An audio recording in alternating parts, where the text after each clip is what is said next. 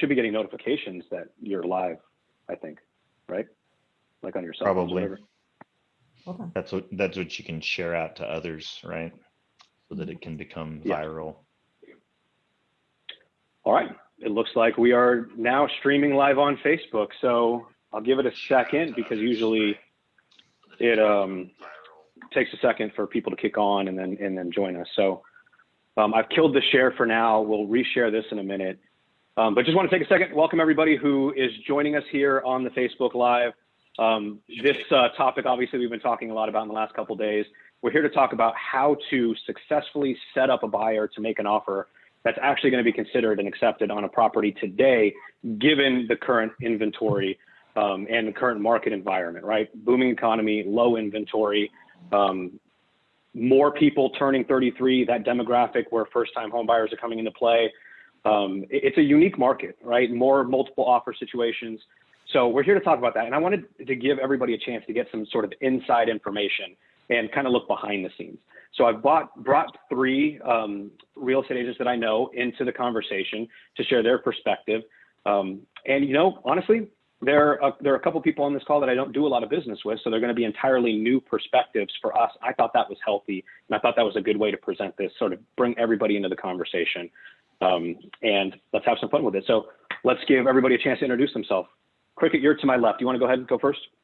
Sure. Cricket Staggs, realtor from the Lake Ozark Board of Realtors and Ozark Empire Realty. That's Lake of the Ozarks, not the TV show. That's in Georgia, I think, something like that. We're also in Lebanon. We're in Lebanon. We're Fort military relocation specialists. So don't know what other information you'd want from me. I'm part-time listing agent, part-time buyer's agent, and my market is not moving as quick as the markets next to me over here. So I'll let them introduce themselves. Christina, go ahead.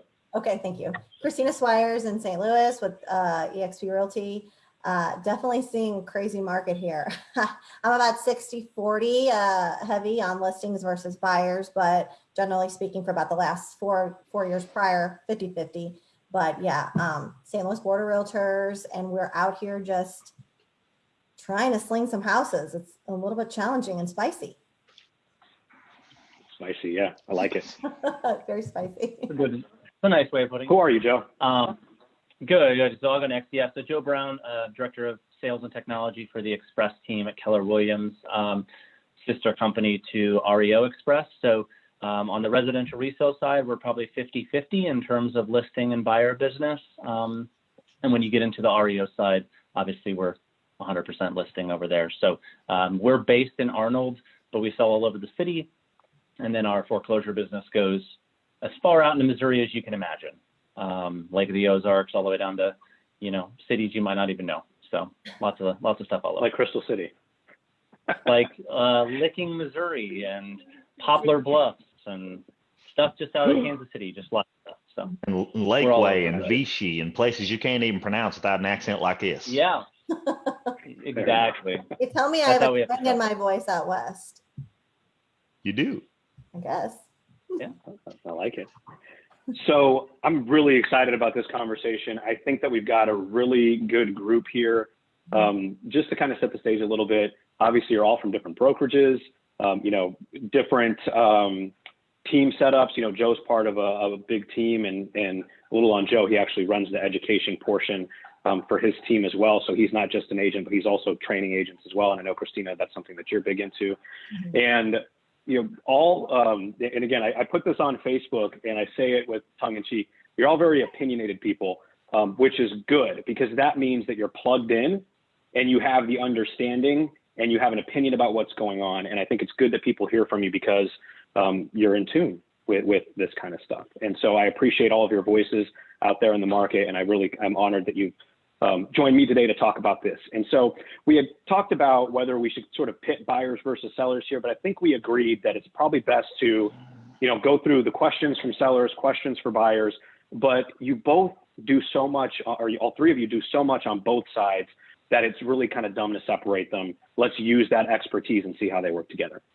So I'm going to share, I made a 4-slide deck here. So this really isn't about slides or statistics. I really want this to be conversational. But in case anybody has stumbled into this and is wondering what the hell the issue is that we're all talking about, it is very much the inventory crisis. And again, I'm going to be very informal with the presentation. Can you guys see this? Mhm. Yeah.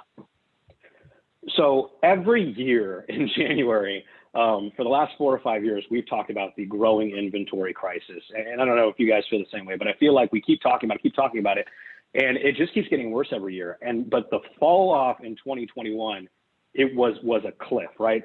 So we're here to talk about how to save your clients time, how to get them prepared, how to save not yourselves time as if you don't want to focus on the clients, but making that time more efficient so that you can better help people. And I think this education piece in the market is very important.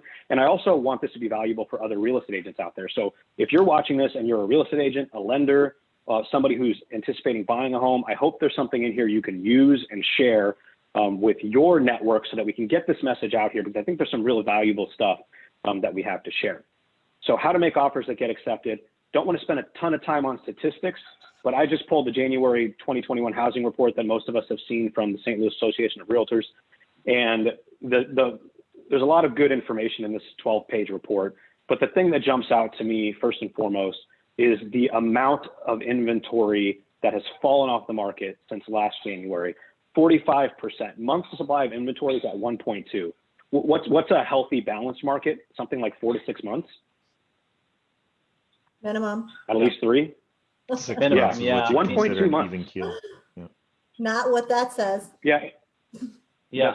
Not what this says. That's exactly right. Number of homes for sale in this market, 2,100, and that's down 41% as well. Those are drastic numbers, right? That's almost cut in half. And so what that's created, paired with record demand, right? Pending sales are up, home prices are up, closed sales are up. More people want homes. There's just fewer to buy. And that's created some downstream effects for people. And it's led people to do things like this. Now, this is a joke, and everybody's seen this on Facebook at this point. But so why am I sharing it again? Because there was a reason it's resonating with everybody so well, right? This is a pervasive, just like, oh my God, what do I do? So this. I hope this was a joke. Right? Maybe this was real. I don't know. I'm kind of hoping it was staged. I think it was So do you think it was real? yeah. I mean, it wouldn't. My money's me. unreal. My money's unreal. We'll have to find that out. It wouldn't surprise me if it was. But these are the questions I want to get to. So sorry for kind of dominating the early part of this conversation. I just wanted to set the scene as to what we're here to talk about so that everybody understands. And I figured how we'd approach this is let's go from the seller side first. So this is unscripted. I've put some questions here, and I am going to try to pay attention to the Facebook Live to see what people are saying in case they have any questions. But we'll see how that goes. Unscripted, I just took some questions here, and I'm going to kick them out to you guys. Okay. Is that Joe? Oh, no, I was just saying I had it pulled up earlier, but it was creating an echo. Let me see if I can mute my computer. I'll help you kind of monitor the chat. But yeah, were you saying something? I'm sorry, I cut you off. Nope, we're just going to get to questions. And again, it's unscripted, so whoever has an answer, please do share it. If there's questions I'm not asking that I should be, please jump in. If you have questions for me, please jump in and kind of just, I guess, raise your hand if you wants to go first to answer these. I figured let's start with the sellers because I feel like that is kind of the buyers out there are the ones who are struggling most, I feel like, and feel free to disagree there. So it would help to start with sort of the behind the scenes, what happens on the selling side of things. I feel like if my buyers can understand that, they have a huge leg up in the game here. So the first question that I had, when you're representing sellers, let's say you have a property that you've listed and you do get, an astronomical number of offers on that property. Let's just say 5 or more. Where do you even start, right? I know that they have to all get presented, but how do you narrow it down from there? What's your process? Do you deal with a lot of frustration? Somebody speak to that if you can. You want me to go? I'll go. So Yeah, go for it. I think it starts with educating the seller before you ever even talk about listing their home, just to let them know what's happening on both sides. I think because we need to educate and let them know, the process now is very different than it was even a year ago because everything is so competitive. And in that short amount of time, a lot of things can change. And the pace of the market is super quick. So I always try to humble my sellers, bring them back down to earth. I know that they have the upper hand in this market, but letting them know that it's more than just getting the most amount for your house, right? It's the best deal that's getting us to the closing table on both sides. And it's also a way for us as real estate agents and realtors to educate the market and that how appraisals work and we go into that. So I think educating our sellers on that front is first and foremost, the most important thing.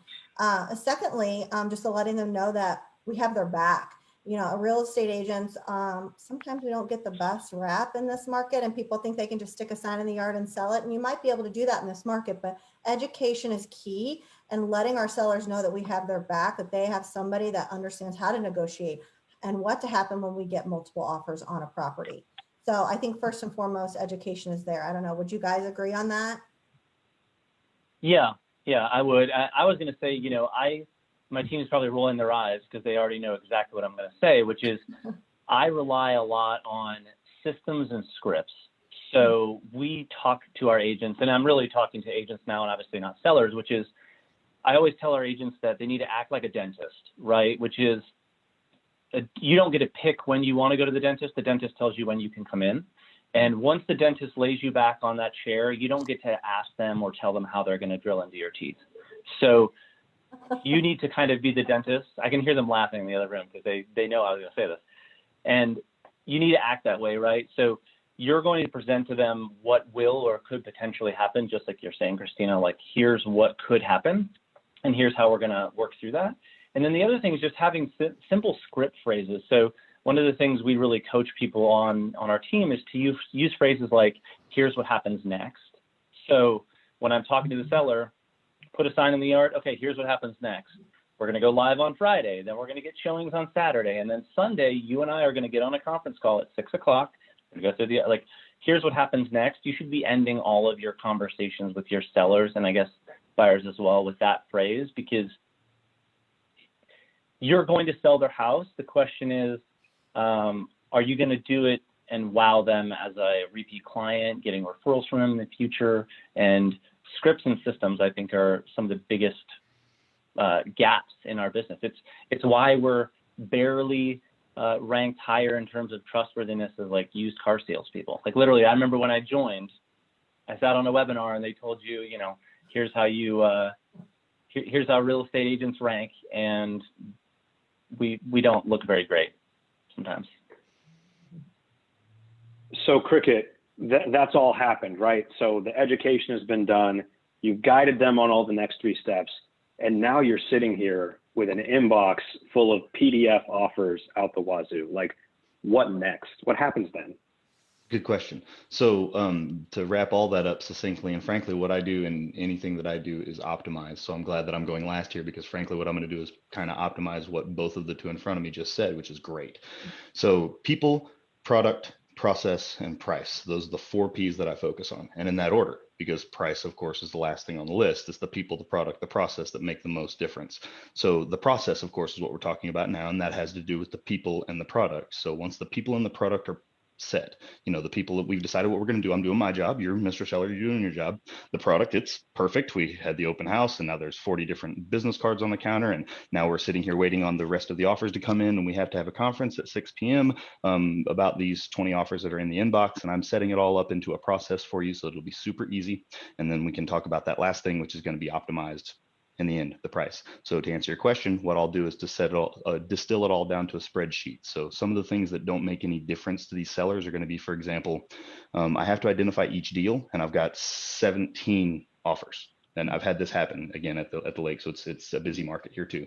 17 offers. I identified them by the last name, or actually the initials of the agent that brought the offer. That it was the easiest way for me to remember it, and it separated things like the client's names. It doesn't matter whether they're a Johnson or a Swale or a Staggs; they all get the same treatment from the seller in that respect. So it distills that down.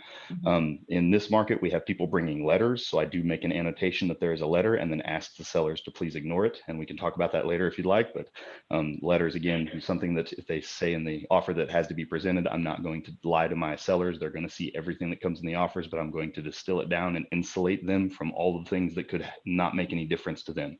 That way they're looking at the best offers possible, usually in an Excel spreadsheet with about 17 lines and 10 different boxes that tell me whether or not they're contingent upon whatever, or have an inspection, or how much their earnest money was and who their lender was, and those types of things, whether or not they're pre-approved or pre-qualified, which are all, that's a whole box I just unpacked.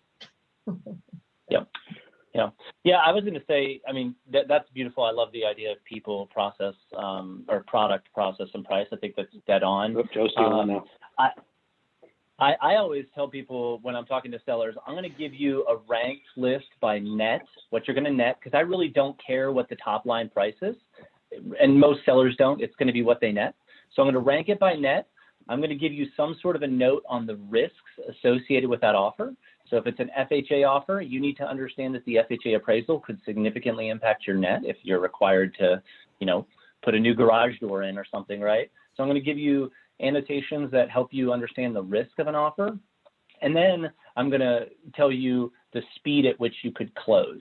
So I think if you give people 3 variables, they're pretty good at negotiating it. I think one time I read a Harvard Business Review article about how when you give people more than 3 things to consider, they actually become more fearful and panicked, which is why nobody really likes looking for vegetables at Whole Foods, because there's 17,000 varieties of carrots, and you'd rather just go to Walmart and pick one orange, right?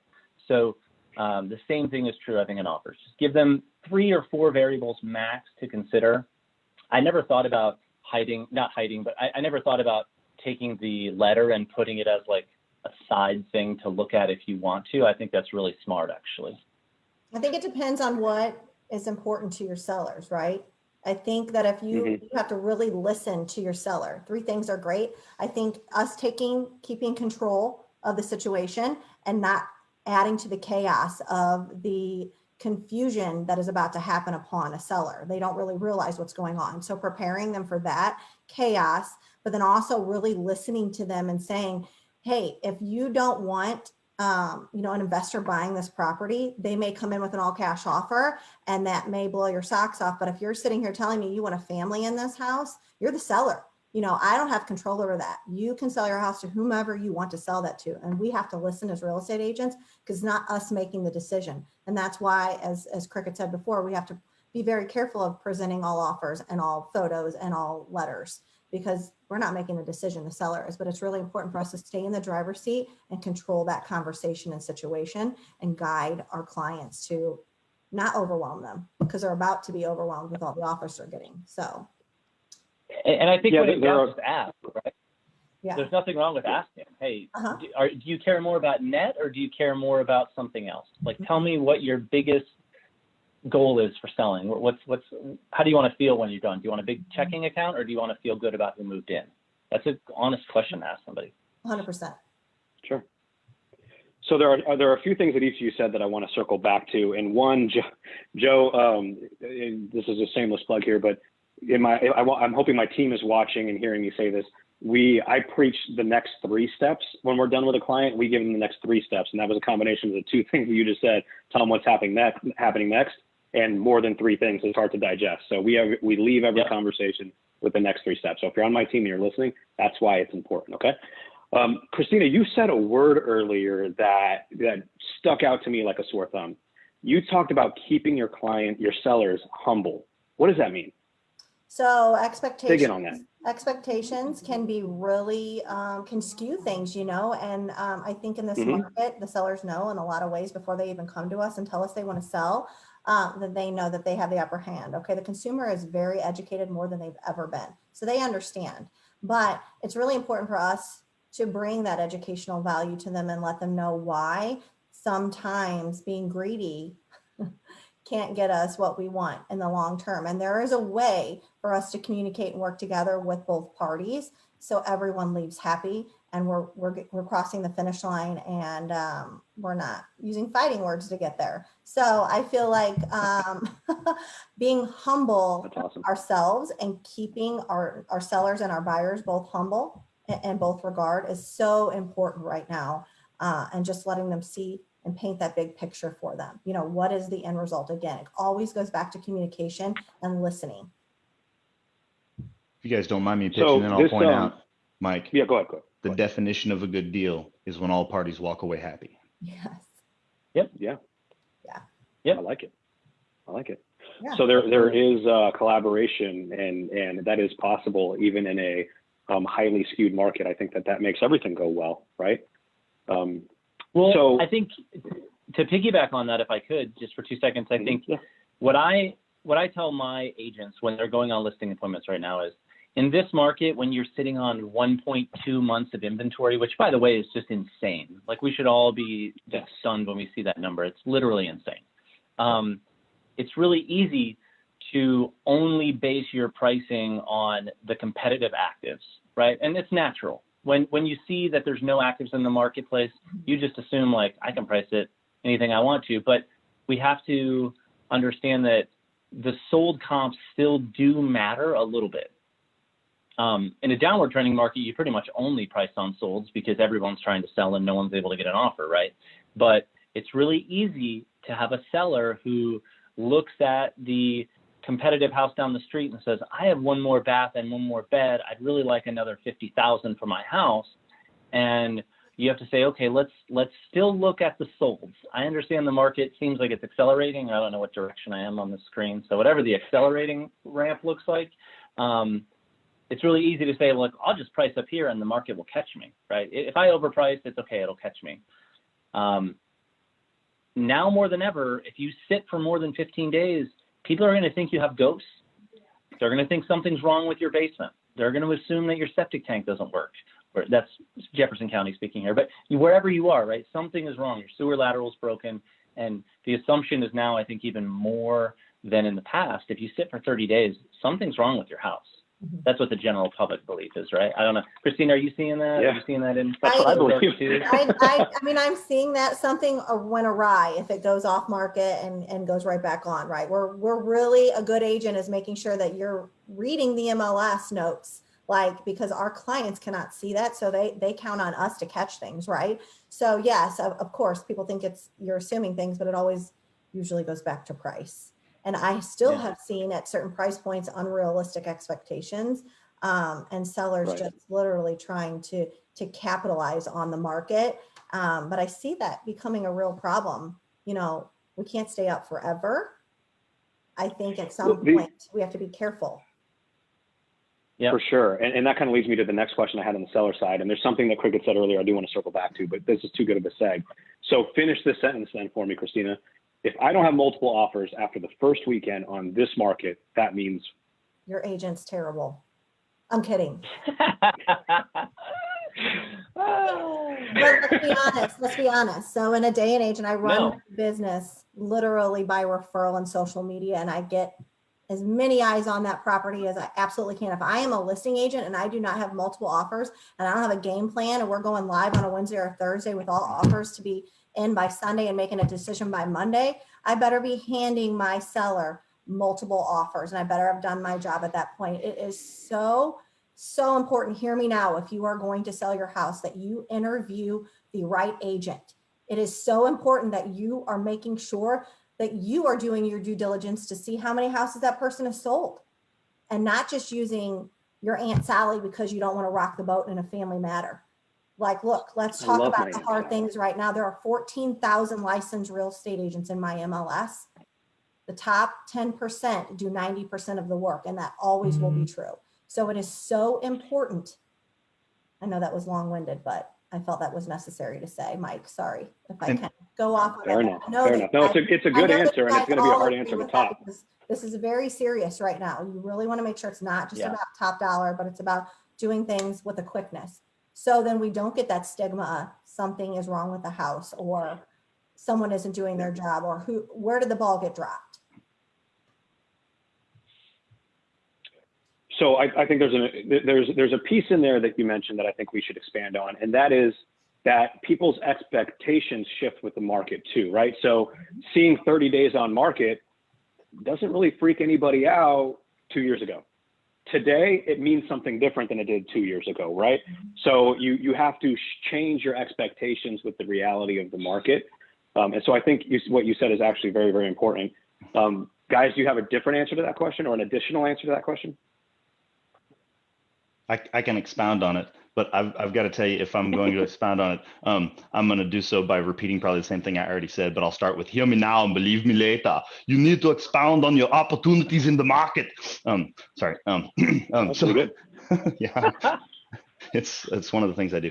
So what you said again goes back to the 4 P's that I mentioned: people, product, process, and price. If we're still on the market 5 days later and we have no offers, then there's a problem with either the people, the product, the process, or most likely, since we've optimized those first 3, we need to come down on that price, guys. We did it wrong. Yeah. And of course, that was 3 months ago's market. That doesn't even happen now. Now we got 1 offer instead of 7 or whatever, right? I mean, again, that's my market. My market's got 2.5 months of inventory, where yours has a month of inventory up there in St. Louis. So. Yeah, I mean, I think we all have our little technical phrases that we use with our team, it sounds like, that help our team set themselves up for success. I mean, I'll go back to my dentist example. I tell people all the time, like, when I sit down with a client, and our team should be doing this too, is, hey, if you don't have an offer in 15 showings or 10 showings in the first 7 days, you're 5 to 7% overpriced at minimum. In this market, it's probably faster.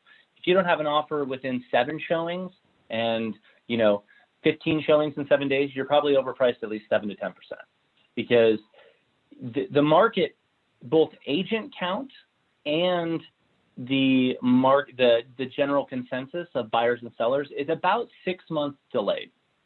This sort of offer issue, I don't know. I mean, we've all been around at least a year. Did you feel much different in July when you were writing buyer offers? I didn't. It was the same situation in July. The only difference now is that there's enough buyers who've been writing offers nonstop to where now it's like a general public consensus. But if you were a producing agent in July, you felt this. So the thing that we have to get on the other side of is we need to be market experts, whether that's a saved search in your MLS and you're watching days on market, because when this flips the other way, right? When the seller's average days on market triple and you're still operating on the same market understanding as your seller who doesn't have access to the MLS, then you're going to be the really bad agent. And my job with this team is to make sure they understand the market and they understand what to say to people to get the result that they want and that their client wants. And we should be watching the market, because someday, like Christina's talking about, you got to keep your seller humble.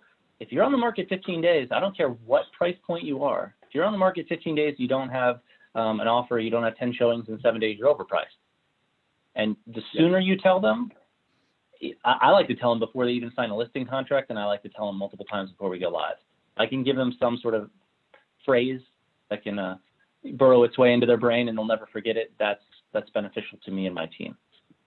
Yeah, I think that's great to say that. So We're giving our sellers that opportunity, to say, okay, we'll price it where you want, but the market will speak to us as it always does. And it doesn't matter what kind of market it's in. It always speaks to us and tells us what we need to know. And it almost generally is that price. It's a free and fair that market. also goes along with us just not taking listings just to say we have a listing, because we need to stay in control of that situation, because we're the experts. We know, we're out here every day seeing it. And I've been feeling this since July. I'm tired. Yeah. A lot of times I come across the situation. Yeah, a lot of times I come across a situation where one of those 4 Ps, again, we need to adjust the price because one of the other 4 Ps is not adjustable, and you'll have the seller that's frustrated about it, like for in the instance of a seller who's trying to sell a rental, that the renter's not really getting along. That's a problem with the people, and it's a problem that we can't really overcome because we have a renter, so it's just what we have to do. Because we can't overcome that, we've got to fix something else with either the product, the process, or what's that last one that nobody wants to talk about? Totally agree. So the reason I've dug in on this one, guys, is because I have a confession, right? I work with buyers, and for me, this is all about the buyers. And so we've started here talking about the sellers because there's some things that I want my buyers and the buyer agents that I work with to hear.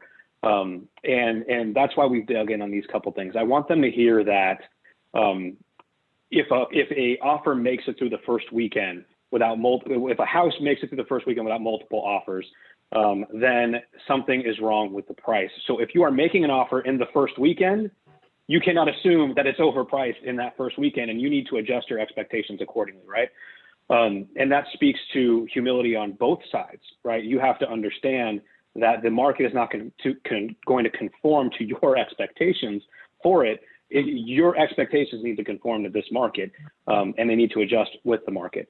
The other thing, speaking of humility, that I wanted to get back to is Cricket mentioned the spreadsheet that he uses to present offers, right? And we can go back and talk about, we had a question about the letter and whether they're presented or not, but really what I want my buyers to hear is that as great as they think their offer is right now, it might be one line in a spreadsheet with 10 to 35 different entries in it. And what you need to be thinking of when you're submitting that offer is what part of your offer stands out. How do you optimize that spreadsheet? That's exactly right. Yep. How do you work that to your advantage? That's what you are to the seller. I mean, let's be honest. The seller has what's important to them. Most of the time it's price, but I want to circle back and find out what some of those other things that are important are. Most of the time it's price, but you're being presented on a spreadsheet. How do you make that line pop on that offer sheet, right?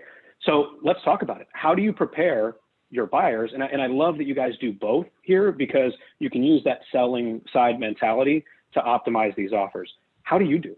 What are you telling your buyers to do? What other things matter besides price? What are those other super important things right now? I'll let you guys take it from there. I'll go first, and then you get to go next. Okay. So here's one: get a pre-approval, not a pre-qualification. Get the best pre-approval possible and mark off every line that you can possibly mark off, except we have to have a house. That's the last thing on the list of pre-approvals. We need to pick a house. Otherwise, we're set. They've got our pay stubs. They've got everything. They've got my child's blood type. Mike is ready to go. That's the one thing that we need. We need everything ready to go so that when it's time to make the offer, the buyer's ready to make the offer. And the next thing is that they need their fingers on the pulse of that market. I don't need to scream absorption rate at them. I need to sit down and show them how math works and show them that this market will absorb 17 homes this month. There are 2 on the market. There, you next, Christina. No, I think that I love that. I love that you're telling them to do that, but definitely putting them in position to work with a lender you not only know that you like, but you absolutely trust that you know is going to get your client through the closing table with flying colors. I think that is huge. Have that relationship, making sure that it's not just Joe's mill, that they're going online and making sure, again, it is a true if they could even go through the underwriting process in the beginning to make sure that all the checks and balances, because let's be honest, when they call Mike or they call a lender to get pre-approved, he's verifying employment, he's verifying credit, but are we actually going through that process to get paycheck stubs? Like, are we verifying employment? Are we making sure that all these things, and then having the hard conversations with them again, as we always have, and we always will, of don't go buy make big purchases. Don't, close accounts. Don't do anything crazy. Don't go buy furniture for the, we're making sure that they're doing all the right things beforehand, just as we always would, but now it's, hear me when I tell you, you may be pre-approved at this amount. We may need to look slightly below that in case we need to raise that amount. And you're only pre-approved for so much, right? We can only push the envelope, and it's really not about that purchase price. It's about that number that you're comfortable spending every month. And that can change depending on the loan type, the interest rate, all those things come into a factor. So just educating them, again, it goes back to lending and educating them on the product and making sure they're with the right loan product first and foremost, because I can't even begin to tell you how many clients that I've worked with, even in the last 3 months, that were not with the right loan product. And it was preventing them from maybe buying $50,000 more, or taking someone off a loan and adding someone, or messing with that DTI. I can't even begin to tell you how many times that has happened. And so the only way that you know that is for your agent to look out for you. And again, that's why hiring a professional is so important. So important. I was going to say, just kind of a note to realtors out there who may be struggling. We always talk about kind of the curve of the market, right? That little sine graph, high market, low market. And we always talk about when it's the top of the curve, it's really a speed-based market, right? The fastest I can get the lead to be pre-approved into a house and write a strong offer, the better. And when the market's down, it's a skills-based business. How do I get someone to overcome the objections of a decreased price in markets, right? I think because the absorption rate is so high, I guess, or low, I guess, however you want to describe it, it almost feels like it's still a skills-based market. It's not a speed-based market, because if I just blindly rush a buyer into showings and I don't do the things that were just mentioned before, I'm really setting myself up for a painful experience, and I'm setting my buyer up for a painful experience. There's nothing quite as energy-sucking as not having somebody motivated enough to do the really painful stuff like send Mike every pay stub from the last 2 years or whatever, right? If I'm self-employed, it's a painful process. But if they don't have the motivation to do that, if they don't have the motivation to meet me at my office for 15 minutes before we start looking at properties, they could be a great client. I'm not saying they won't be, but it will be a more painful experience for everybody if you don't have the skills as a realtor to get them in the office to meet you and to get them in front of a lender you trust instead of Quicken Loans or Rocket Mortgage. There will be problems if you can't motivate someone to do those simple things. My compliance team, he said it, not me. So I wanted to go back to something that you just said. This analogy popped in my head, or the metaphor popped in my head. Right now, it feels like such a chaotic buyer's market that everybody's running around with a chainsaw trying to cut. But you're saying, let's hurry and measure 3 times so that we only have to cut once. That's an interesting point. So it's really, the preparation is really more important than seeing 40 houses this day and age, right? And I do have to say, I love that you guys all went to the lending side of this. I didn't expect you guys to focus on that first and foremost. And I wouldn't be doing my job if I didn't mention that we have migrated. We've always been on the let's review every document first. And sometimes buyers don't understand why we do that. Sometimes I have to remind my team why we do that, right? Because it's exhausting and you face challenges and it's harder work than just going to a bank and getting a letter because your credit score was 750. And so it's really good to hear you guys back that up. We've also migrated to what Christina mentioned. We have a program, a TBD program now, where we'll trigger a full application and send you through underwriting and give you a loan commitment letter so that when you do submit that offer, that is something that does pop on that spreadsheet. Full loan commitment can close in 15 to 20 days. That's huge. That is a line item that matters on the spreadsheet, and that's why we do that. We've adjusted our lending strategies with my group here to meet the current demand of the market. So that's important. What other things are important? Besides, so we've got the lending. I couldn't agree with you more. But what other things matter? So you had mentioned buyer. Go ahead, Joe. You first. No, you're good. Go ahead. All right. Well, you had mentioned the buyers need to, for example, have that better pre-approval. One thing that's important is that not only that the buyers have that, but that the buyer's agent is able to properly relate that to the listing agent, and that the listing agent is properly able to relate that to the seller. One thing I focus on is who's the lender for your deal. You would not believe how many times I've had people tell me, well, it's a great offer and we've got such and such lender and we're not going to change or whatever. And you say, well, yeah, you probably should, because as you mentioned, I'm not going to mention their names, but it rhymes with pocket. I'd rather eat a raw onion than deal with them guys. And I'm going to tell my seller that, just so you know. That's the only, for what it's worth. So that's important. And then the other things that you mentioned that are basic stuff, like all of the documentation, all of the disclosures, please sign an initial, everything, and have it all ready to present at the offer. And I'll stop at that because I know that's probably exactly what Joe's getting ready to lean into. No, I was actually going to go a totally different direction and talk about how you can help avoid some of these multiple offer situations. We forget, I think we all got, again, I'm speaking to the realtors here, not the buyers, if there's buyers on here, but, last year when we were basically kept handcuffed from coming soon, one of the big benefits was that you're allowed to share withheld and coming soon listings from your brokerage with people that have signed agencies. So you should be setting appointments, again, in your office, getting a buyer's agency before you show property, because if you do, you can then show your brokerage's off-market, withheld, and coming soon listings. Someone correct me if I'm breaking a rule here, but you can share these with signed buyer's agencies. So you should be doing that. There's a client implication of that, Joe.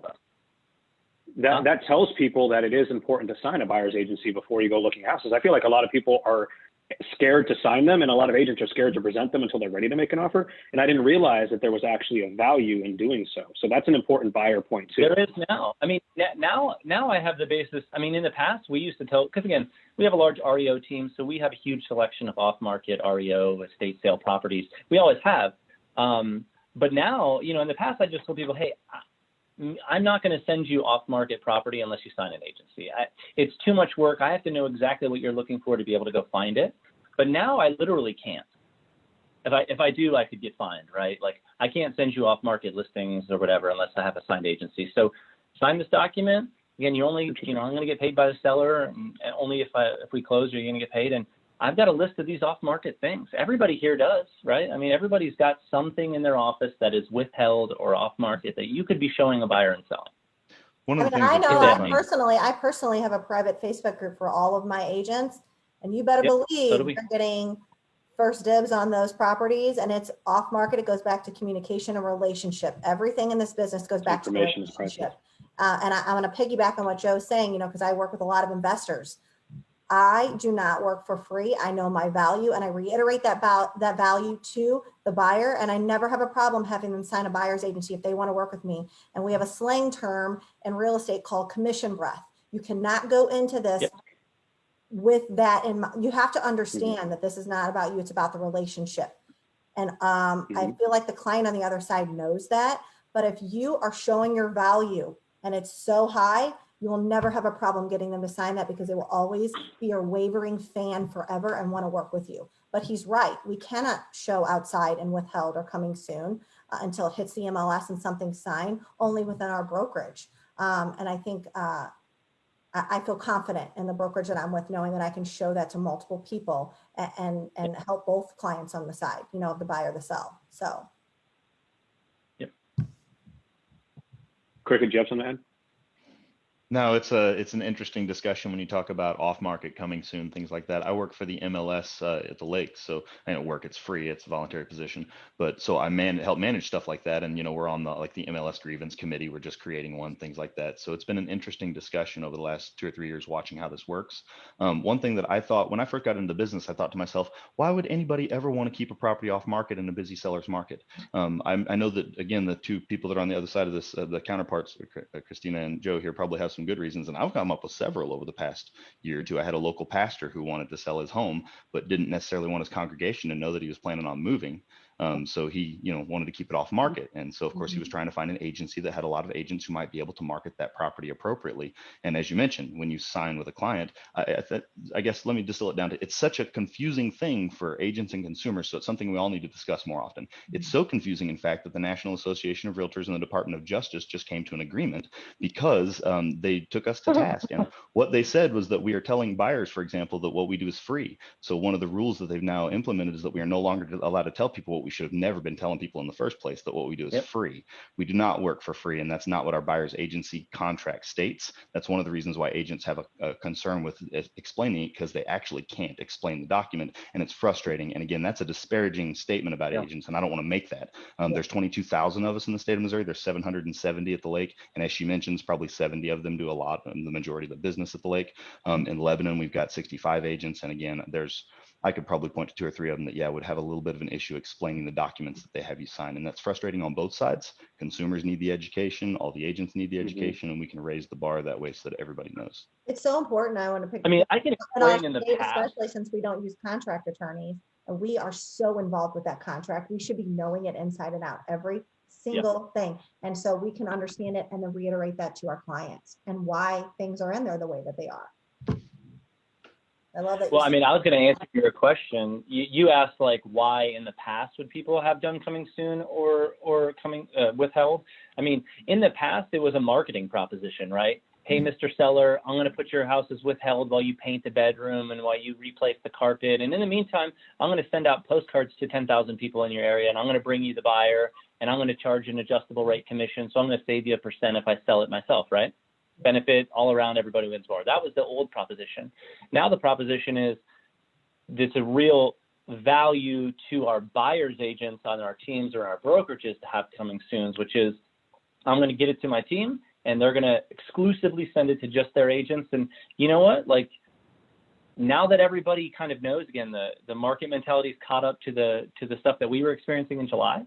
I mean, I have one that was withheld, sent it around in that group for my brokerage. And I mean, I had people telling me like, yeah, I think we'll probably end up writing over list. I'm like, we're not even active yet, but they understand that it will go for more than list if it goes active. So I think that if that answers your question, you kind of asked like why we would do it then and why we would do it now. I think that's the reason, unless you disagree, Christina, if you do it for different reasons. No, I think I agree. I mean, it's just, it's a point of just,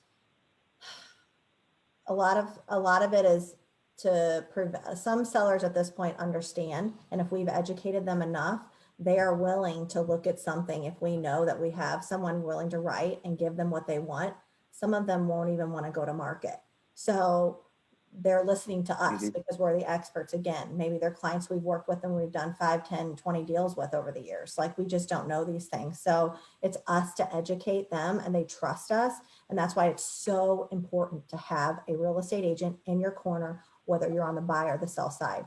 Find someone that you know, like, and you can really trust, that is educated and actively working this market, because they will always have your best interest at heart. Yeah. Okay, guys.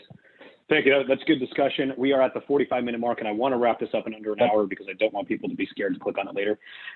So let's do a little rapid fire here and really focus on buyers, because again, that's my priority, right? So let's go back to that question. What's something that a buyer can do to prepare that's not intuitive, something that we haven't talked about yet? What else can a buyer do to prepare? Forget the lending. You've set the expectations. What might not we be thinking of? What's not intuitive? Go ahead, guys. Who's first? Negotiation. Well, I don't know about you guys, but I have a 25-point checklist that I give my clients, educating them on all the things that we can do in this market to help our offer win. And so I literally went through and I perfected this. There's 3 other active agents. Yeah, I'm in a group called Girls with Grit, and we give clubhouse chats weekly. Last week we did one on appraisals, how to become an appraisal unicorn. Week before that was the buying power checklist. So for me, it's getting in that first position, and I'm always thinking of ways, and I collaborate with agents across the country in different markets, and then I've come together and I've created this checklist with them on what we can do, and it's not always what you think. A lot of it is thinking outside the box and thinking of ways we can write that offer. One of the things I love doing is setting up inspections already. When I send an offer, I send that offer and say, our inspection's already scheduled for this time. We're ready to do it, you know, if that's in the offer. Interesting. Ways to get a leg up, to know that we are serious about this. And then it's a cover letter, it's a cover sheet. Everything's in the email, all the bullet points. And then it's always communication with that agent on the other side the very minute I hear about my client being interested in that property. It is relationship based, this business is. So if that's some good stuff. Yeah, so that's a checklist I give my buyers and show them how I can help them win in this market. I've done my homework, so. That's awesome. That's some good stuff. Any other answers, or next question? Yeah, I got an answer. Go for it. Establish a rapport with me and trust me, or we might as well just quit. Okay. Buyers sometimes want the wham bam, thank you ma'am, right? Not going to happen. We got to get to know each other, because I'm going to come to you with things that you're not going to want to hear. They're going to be accurate, but I'm going to need you to understand right now. Interesting. I like that. Yeah. Joe, you got a quick hit? Yeah, I mean, the big things we talk about with our prospective buyer clients is just, you know, understanding that a house is either a store of wealth or a store of happiness, right? You're either going to get what you want, or you're going to get a great deal, or you're going to get some shade in between. So understand that you're probably not going to get a 3-2 in Arnold Fox C6 schools for 10% below list. You're going to go 10% above list. And that's okay, because a house has 2 purposes, right? You're either going to build wealth, and or you're going to get the extra bedroom. So, I mean, we were chatting about this before, right? You're not going to have a nursery in your master bedroom. You're either going to get one or the other, and just understanding how that works in a market. And then the other thing we do in one of our consultations is we really have people self-identify what their buyer need is, whether they're an A, a B, or a C. And it's not like in school where an A is better than a C. It's just A is somebody who is either going to be very, very angry or homeless if they don't buy a house, right? So like, they're somebody who if they see a property, I'm committing to you, Mr. Buyer, if you're an A, that if you see a property, I'm going to be over there in 30 minutes. Me or somebody on my team is going to show you that property in the next hour. But be ready as an A buyer to write really good offers, because you don't want to be homeless or really angry. A B is somebody who, you know, can only extend for so long, maybe a lease extension. And then a C is somebody who's really just looking for the perfect house at the perfect price.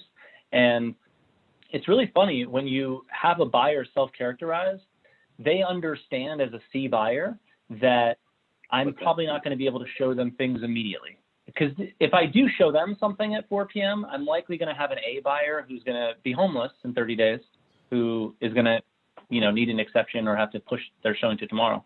And it's really nice because I can then have a conversation with the buyer about moving, because a B can become an A if they go from thinking about selling their house to putting their house on the market and getting under contract. Guess what? They're going to be homeless. So they went from a B to an A pretty quickly, and vice versa, right? C's can become B's. So it's kind of helpful to get some lingo that you can share with a client. Yeah. So I love that. So two quick things on that. Number one, having people take a second and understand who they are, I think is brilliant, right? And I don't think we do enough of that. Like, I'm not going to tell you what you are. You tell me what you are, and all the things that means kind of does fall into place. I do love that.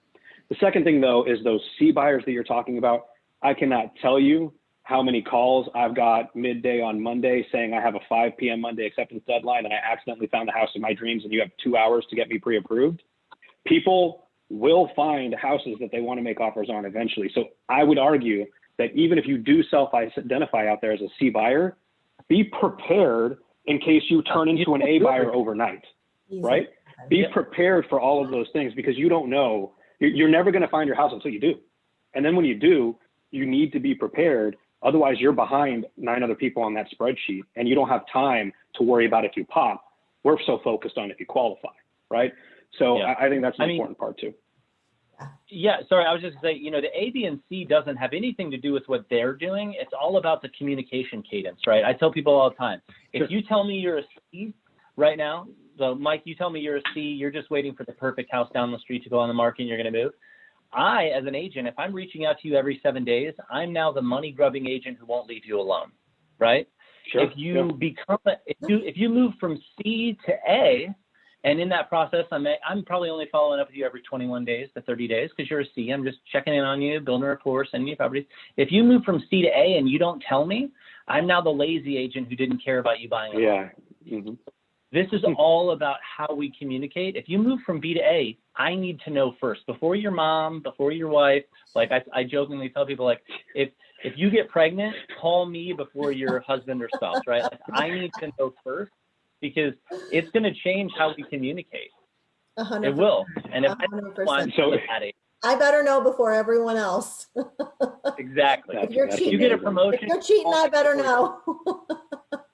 Do you tell the husbands if your wife's pregnant? Make sure you tell you before you tell the wife? No? Okay. So if you're a newer agent and you're listening to this and you've made it through the first 50 minutes, I got to say, you've got a ton of really good nuggets to take back and implement into your business from these three. So thank you, three, for that. A couple more questions before we close this out here. And you kind of alluded to this before, Christina. Can or how can you find? So Cricket, to your point earlier, if there's 2 houses that are going to be sold and 17 people that need to buy them, how do you find a deal in this market? What is a deal in this market? It's first and foremost the rapport I'm building with agents to let them know what my clients' needs are, right? Wants and needs. And it's my job to find out what's coming soon. It's my job to know what's hitting the market so I can match my buyer with maybe someone else's, seller. And so I think that that's huge. It's just not so much, oh, let's wait till it hits the MLS, because by then you're too late. You're too late. You have got to have a leg up on it. And it all goes back to the relationship building and communication you have with other real estate agents in your market. That's a great answer. Yeah. Can I interject a second question in that? And that's okay. Yeah. So if I'm hearing you right, there's 2 sides of this. Mm-hmm. There's, if I want a deal, I've got to get it before it hits the MLS, mm-hmm. or how long after it hits the MLS, right? At what point, if a home is still sitting there, is it 30 days, 60 days, 45 days? Do you feel like sellers are finally loosening up and willing to negotiate? Because if it's lasted that long, the price is probably too high, right? And so at what point depends on if they're going to fix the septic tank. in coming soon status, I'm aggressively Really good. contacting that agent and getting as much information as I can and asking if I can go show. A lot of agents sitting there that are licensed have no idea they can go show in coming soon, and you can go show in coming soon. Not in every So, market though. not in every market, but in our market you can, and we'll pertain this to our MLS, to Marist, to St. Louis. So check your own markets if you're not in St. Louis. Check your own market. Doesn't mean you can't write an offer. Doesn't mean you can't write an offer on a coming soon sign. I have helped 3 clients in the last 7 months write an offer, and in the special agreement section, it was, buyer to receive a walkthrough in the property within 36 hours of an accepted offer with earnest money deposited 24 hours after a satisfactory walkthrough. I mean, for the seller side, as a seller's agent, Yeah. that sounds good to me because, I have 24 hours to change my MLS status. Mhm. So I don't know if I'm dancing in the gray over here. I know we have someone from an association on who's on agreement. But I mean, in my mind, I'm thinking, if you walk it tomorrow morning and you tell me you hate it, am I supposed to change it from pending? It's up to the seller. We don't get to decide. We're just representing them. We have to do what our seller, we're presenting things to our seller. So if you're in coming soon and I write an offer, you let me show it and write an offer in coming soon, I'll give you okay. If you accept my offer, I'll give you a $5,000 bonus if you accept my offer before you go to that open house. Or I'm writing something like that to say, we don't want 24 hours. If you can give us a response, in the next 8 hours, we'll give you a $5,000 bonus or something. I like that actually. I like that idea a lot. It really works. And then if you've got a good offer already, that bonus, you don't even need an escalation clause. Boom, the agent, you already have it. You've got your pre-approval, you're done, pulled. So you go from coming soon to pending. And I've done it 4 times in the last 3 months for clients. And if you don't mind me mentioning, Mike, that is the definition of a good deal. She got what her clients wanted. It had nothing to do with the price, right? No, nothing to do with it. It's At just $5,000 over list or whatever. My value representation. Right answer. At the end of the day, doesn't matter. It's what my client is asking me to do. And if they want to pay that price, they're the ones that have to live in that house. So value is subjective. And from the opposite of that, from the exact same perspective, if I'm the seller looking at that offer, again, my seller, the value built is not necessarily in getting it to market, though that was my advice. Get it to market and we'll have 20 offers in front of us, right? Remember, we can still take it to market after it's under contract and take backup offers. So Mr. Seller, this agent, Christina, has done a great job to bring a great offer. Look, she's got all of the documentation and paperwork. It does have a sight unseen, so they'll have 5 days to come and look at it like you would expect them to. So let's go ahead and move forward and put it in the MLS as contingent and take backups. Christina's very smart, and I bet she'll be a good agent to work with. The listing agent is going to get some heat for that, which they usually do, but guess what? It's worth it in this market. You have to get a leg up on it. That's the point. If your seller says no, market. Yeah. If your seller says no, I think it's going to bring even more. Mm-hmm. Go ahead, Joe. I'm sorry. Yeah, fair enough. No, I was just saying we are in a skills-based market. I mean, when people tell you like, oh, the market's moving fast, you got to be fast. I mean, yeah, you do have to be fast, but you have to be smart. You can't hire an agent that, I tell people all the time, like there's 22,000 agents. It feels like there should be about 8. That's the number of them.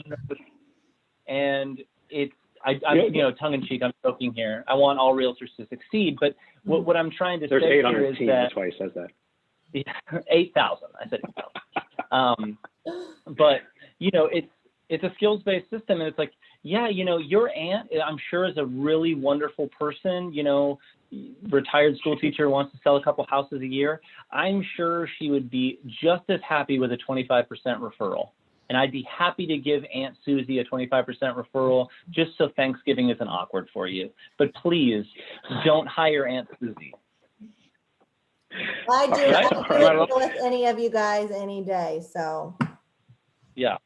You guys, this is a great discussion. I freaking love this. We're running out of time. Let's close. I've got 2 questions left, so let's do this. Let me ask both questions and then go around the horn and answer whichever one you like better. Fair? Okay. So the last 2 questions I had on my list is, why shouldn't everybody be selling right now, right? Why is not everybody rushing out to list their house and take advantage of this craziness? And the other one is the supply and demand better balanced at any particular price point that you're noticing? For example, is it different if it's a 300 versus a 500 versus $1 million house in terms of what how you navigate all this? So 2 questions, answer one of them, and we'll wrap it up. You gonna pick who goes first, Mike? Quickly, go ahead. All right. So I'm going to answer both your questions at the same time by changing your question, because I think the question that you should be asking is, this is a very, very busy seller's market. And whether you're a seller or a buyer, you feel like you're just held by the market. What purpose does it serve to even hire a realtor? That's a really good question right now, and one that realtors are afraid to ask, or rather afraid to answer. Clients love to ask it because they think they have me over a barrel, but in my opinion, I have a great answer. It goes back to the first thing that I mentioned to you. You need to optimize everything in your process. So, Mr. Seller, what's the only thing that's better than having a solid buyer on day one in your hands? Having 10 solid buyers day one in your hands. Mr. Buyer, what's the only thing better than having an option to buy on the market? Having 7 options to buy on the market and a professional in a suit of realtor armor to help you get that good deal. That's why you need a realtor. And again, I think that technically answers both of your questions, because again, the market, the answer to your question about which market's what, yeah, I'm working a lot of deals right now that people that bought $120,000 houses from me are now selling them for $160,000 and buying $240,000 houses, because the market has helped us with that. You on the lending side have helped us with that. The federal government has helped us with that. There's a lot of things that have come into play that were not available in 2017, 2018, or even 2019 that are optimizing that market right now. And realtors optimize everything. I'll answer the Fair second enough, question brother. Fair enough. for the price question that you had. And we know in our market in St. Louis, a luxury home is anything over $500,000 here. Other markets may be significantly higher, but it's pretty affordable to live in St. Louis. So 500,000 is our threshold. We know at 548 and change, you know the exact amount, you know, someone can get a jumbo loan. So I feel like once we're getting over that threshold, it's again going back to educating. I have a lot of clients looking in that $700,000, $800,000, $900,000 range, and the pool of buyers is obviously shrinked at that time, you know. And so getting them to understand that, listen, do you want to do a conventional loan and not do a jumbo because rates may be erratic? Do you want to put $100,000, $200,000, $300,000 cash down so you're avoiding that? And then I also feel like at that point between like 550 up to like 1.2 million, you see a totally different switch in our market where it's kind of, you see some of those I've been showing, you know, $700,000, $800,000, $900,000 homes that are kind of sitting and they're not right away. Yeah, because they're owned by Nelly. Yeah, I wonder if that. We both know that property needed just as much work as it was listed for. Let's put it that way. Ooh. And they required wet signatures. Yeah. I don't know who's getting wet signatures in this market, but good luck on that. Yeah. I wonder if that $500,000 needs to move in St. Louis, because I don't see, depending on where you're buying in the St. Louis area, because look, St. Louis is a very pocketed city, right? Yeah. There aren't a lot of $500,000 houses when you get into some of the more luxury neighborhoods. Definitely the $700,000 and $800,000 houses are sitting, but the 500 specifically, anything below that for that conforming limit that you were talking about seems to be moving really quickly. Yeah. Yeah. And it's all Joe? locational based, right? Like, for sure. You know, if you got a $700,000 house in Ladue Schools, you're really more of an executive home than you are a luxury home. It's probably something new in the last 10 years that was built. It's probably a decent house, right? But it's nothing like luxurious. It's probably just a really nice quality house with the big rooms. But I think I want to answer your first question, right? Which is why sellers aren't moving. And I think the obvious reason is that I feel like sometimes we don't get down into the granular level as agents. Is real estate it's a commodity, right? It's a store of wealth. It's the same as a stock or a bond or a Bitcoin, whatever it is you invest in. The difference is that when you sell it and rebuy it again later, you have to do this really fun thing called moving. And I don't know about you, but every time I move, I have a fight with my significant other. And I think I'm not alone, right? Most people move, really hate the experience. But, you know, if in an ideal world, if we could provide a bridge for people, and we've just started doing this on our team, which is we have an investor that has a lot of rental properties. We're encouraging a lot of our sellers who don't want to be homeless. Hey, sell your house up here, move into a very affordable rental. We can give you a rental in the same area because we have a large enough network of investors that have rental properties. Stay in that rental property for a period of time. You know, obviously keep looking. We'll help you find something, but cash out up here. What are you doing? Like, cash out up here. If this was a share of Coca-Cola that you just gained $50,000 in the last 12 months, like, yeah, sell the share of Coca-Cola, because guess what? It's going to come down eventually. I don't know when the music stops, when everyone grabs a chair and somebody lets out. That's the challenge with that. is we don't know, right? And if you look at, you know, there's always going to be market corrections, but over time, real estate prices over time only go one direction, right? They only go up over time. And so any correction would be temporary. And we're going to go over here because you brought up a really good point in this. We have to talk about this, right? Timing the market. Right now, there is a very clear supply shortage, which is driving up prices. That is not a question or discussion. That's a fact, right? So is right now a good time to sell? If your goal is to optimize what you're going to get, it's hard to argue that it's not, right? But to your point, most sellers have to become buyers, and how do you adjust that? I've got people who have come to me, and you know what, I might even put myself in this category, and said, Mike, if I didn't have a family and moving was easier, and I would, you know, maybe I would cash out and then wait for a correction. But there's two problems with that. One, moving sucks. And two, we don't know when that's going to be. I don't think it's going to be, and I'm interested to hear what each of you think, but I don't think it's going to be 2021. I don't know if it's going to be 2022, but we're a few years away, it seems like to me, from that even having the potential to turn around. And I think that's important for people to know. If you buy now, you're not necessarily putting yourself in a bad position. Agree or disagree, please? Agree. Agree. I don't think so. I think that we talked about this earlier. Whereas if you feel like you're paying a lot, wait a year, because I don't see the inventory going the other direction anytime soon. I mean, we see it in new home sales. We see it in rural land sales are up 15% in the state of Missouri alone in the last year. The price of lumber is still high. It hasn't come back down, so people are holding on building. I'm one of those. So it's just, you've got a lot. It takes a long time to plant a tree big enough to be used as lumber, by the way. We've got so that's not an easy thing to craft. Well, I'm hoping we see alleviation from that this summer, is what people are telling me. So I'm holding my breath on that. I mean, we see that new construction market is heavy. The risk is spread between multiple builders, so we don't see what happened in 07 and 08.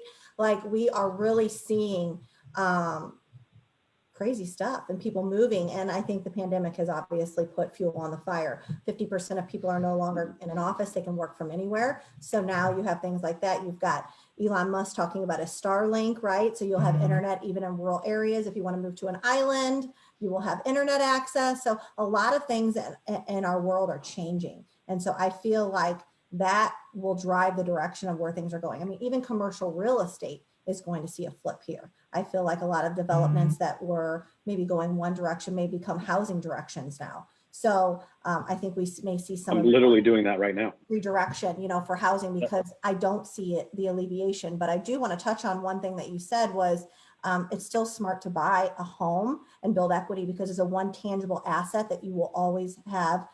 The land will always be there. It will never not be there until we die or we leave this place. So it's Right. the one tangible asset you can feel confident in putting in. You know, the risk is spread a little bit easier than maybe some sort of other investment you may put your money in. So agree or disagree? The people who really probably shouldn't buy right now from an investment cash flow standpoint is anybody that might need to sell again in the next 2 to 3 years. Anybody who's looking to hold long-term is probably fine. Agree or disagree? Long-term, what do you consider long-term? 5 to 7 years, 10 years? Well, yeah, what I consider long-term has changed. Yeah, I would say 7 years is long-term at this point. Mm-hmm.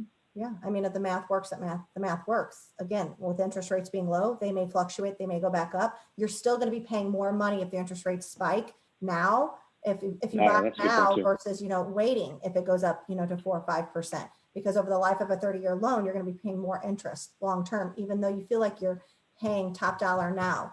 That may not get an alleviation in the next year to 2 years. We don't know. We don't have a crystal ball, but we can look at trends. Sure. Yeah. I mean, I think it depends on what market you're buying in and what market you're selling in.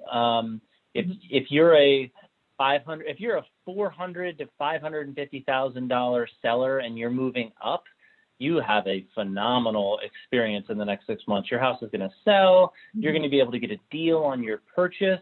If you're doing the opposite, if you're selling in the million and you're going down to 400, or even just, I could put it in more real world terms. Like if you're selling a $300,000 2-story house in Fenton and you're trying to buy a ranch 2-car garage in Lindbergh Schools under 250, good luck. You're either going to be homeless, or because your house is going to sell, and then it's going to be really hard to buy, or you're going to need to stair step your purchase and sale, which honestly isn't a bad idea.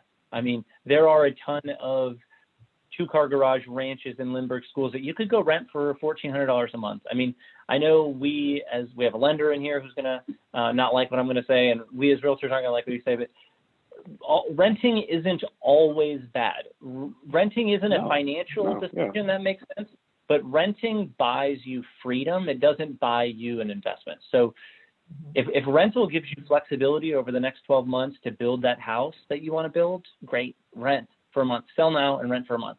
If it lets you wait until the market corrects 25%, you can come in and buy that house that, you would have had to go 25 over for today to buy, then great, you should rent for a year. If you're a C buyer, you should probably keep renting, unless, like I said, you become an A. But yeah, so I think I generally agree with you.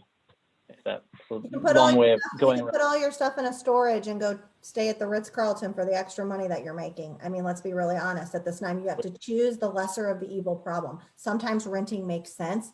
And it could be at a hotel. It could be renting an RV and traveling with your family while your stuff is in a pod. I don't know what it is, but we have to look at both sides of the coin, right? What are we netting at the end? Sometimes it's not. Joe's got a movie recommendation if you want to do that. But it looks great. All right, guys, fantastic points. This was a great discussion. Thank you so much. I feel like there's a lot in here that buyers, sellers, and other agents can learn from this. Let's wrap it up here. Any closing arguments? Do you guys want to go around and finish off with any other comments or anything we didn't talk about that people should know real quick before we end this? I had an old boss one time. Sure, yeah, I had an old boss one time. He used to say that, he had a couple sayings, actually. I'll mention a few of them here. One of them he used to say is, yesterday's a canceled check. You can't rewrite it. You can look back at it, but it doesn't do you any good. You've already spent the money. Tomorrow's a dollar you haven't earned yet.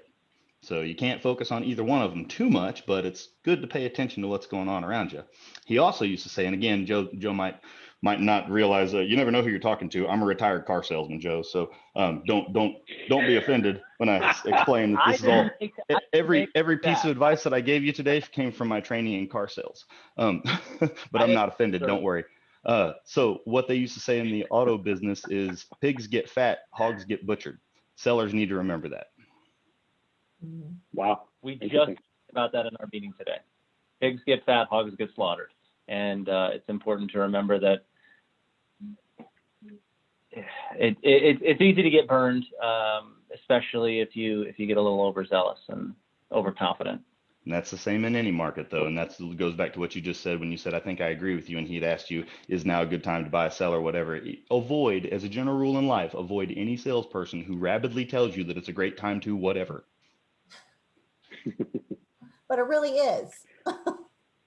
Just not for every that was situation. A delicious metaphor. Yeah, and that was kind of my point I was trying to drive, is the more we talk about how it's a seller's market, the more I get concerned that we could be scaring the right buyers away by talking, because it's a zero-sum game, right? So if it's a seller's market, then that means it's a bad time to be a buyer, right?